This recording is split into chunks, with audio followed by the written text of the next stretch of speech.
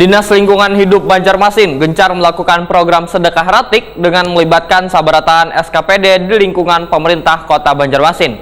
Setiap ASN diwajibkan membawa ratik dari berbagai macam jenis. Kegiatan ini bertepatan dengan puncak peringatan Hari Peduli Sampah Nasional di Balai Kota Banjarmasin, Baisukan, Sabtu 4 Maret 2023.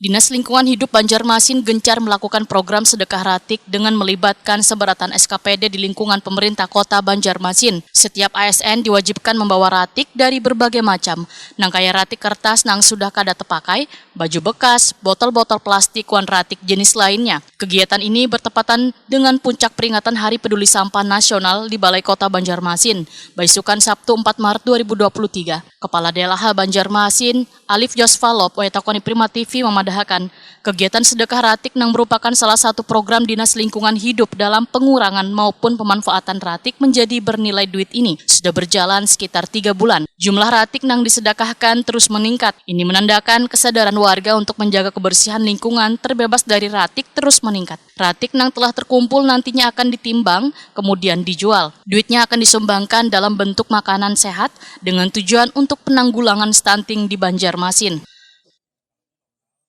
Sampah ini kita mulai sebenarnya sejak kita launching kemarin pada bulan Januari, kemudian sampai hari ini kita laksanakan, dan hasil dari sedekah sampah ini nanti kita hitung dan kita kalkulasikan berapa, dan itu untuk penanggulangan stunting di Kota Banjarmasin. Nanti kita serahkan nanti ke pengelola stunting di Kota Banjarmasin untuk penanggulangan stunting di Kota Banjarmasin. Kita bukan hanya ASN, tapi di seluruh kecamatan dan setiap hari Jumat kita lakukan setelah kebersihan bawah basah juga sedekah sampah. Jadi kita setiap minggu, Jumat, Sabtu kita lakukan.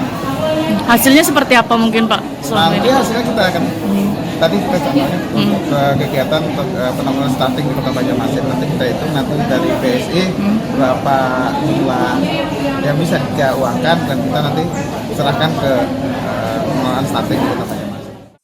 Program sedekah ratik menurut Alif Yosvalop kada hanya menyasar bubuhan ASN, namun ditujukan pula pada warga yang ingin menyumbangkan ratiknya bisa ke bank ratik yang berada di setiap kecamatan di Banjarmasin.